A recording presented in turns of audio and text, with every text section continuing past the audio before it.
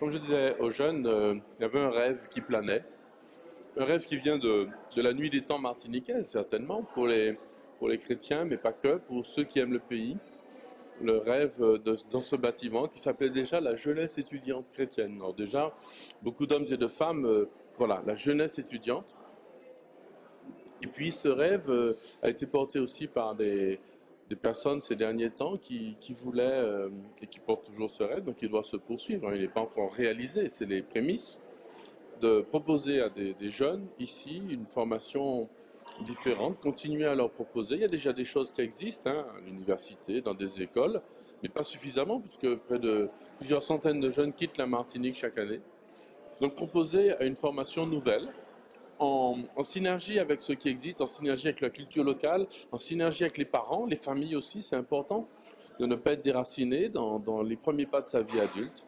Et ce rêve se réalise aujourd'hui, y compris le bâtiment. Enfin, donc c'est quelque chose de très beau. Et en étant ici ce soir, je vois les regards illuminés d'hommes et de femmes politiques, de chrétiens, de prêtres, de familles aussi, en disant waouh, vous allez faire ça, mais c'était estomaqué ou des personnes comme ça. Et j'aimerais qu'ils soient là ce soir. En tout cas, j'ai leur regard dans mon regard à moi. Qu'est-ce qui s'est passé ce soir particulièrement? Mais déjà, la bénédiction des locaux, c'est un sacré challenge. En Martinique, tout le monde nous a dit que ce serait impossible. Allez, on peut le dire maintenant, on avait déjà prévu des plans B, au cas où ce ne soit pas prêt, même si... Et voilà, on a pu faire confiance à des hommes et des femmes de l'art, architectes, techniciens, entrepreneurs, ouvriers, qui ont cru aussi, c'est-à-dire ils y ont mis pas simplement de la technique ou de la sueur, mais aussi du cœur dans ce lieu. Donc on a béni ces locaux et béni ceux qui les ont réalisés, ceux qui les avaient construits avant aussi, le bâtiment existait avant.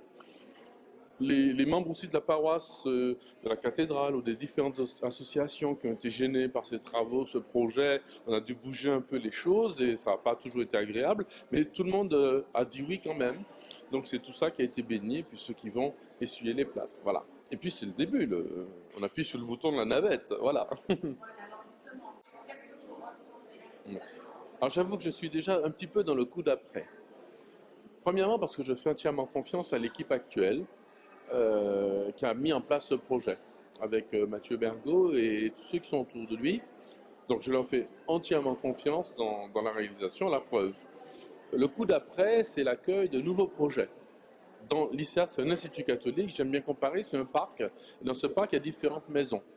Aujourd'hui, il y a une maison principale, la plus connue, qui est l'Institut Saint-Thomas-More de sciences politiques et d'écologie intégrale. Mais il y aura d'autres écoles. Il y a déjà aussi l'école, on attend de voir comment ça va se passer parce que c'est un autre type de formation, c'est plutôt des cours du soir et des adultes. Donc l'Institut Gaston Jean-Michel qui fait de la philosophie et de la théologie, qui est historiquement le premier institut d'études supérieures du diocèse.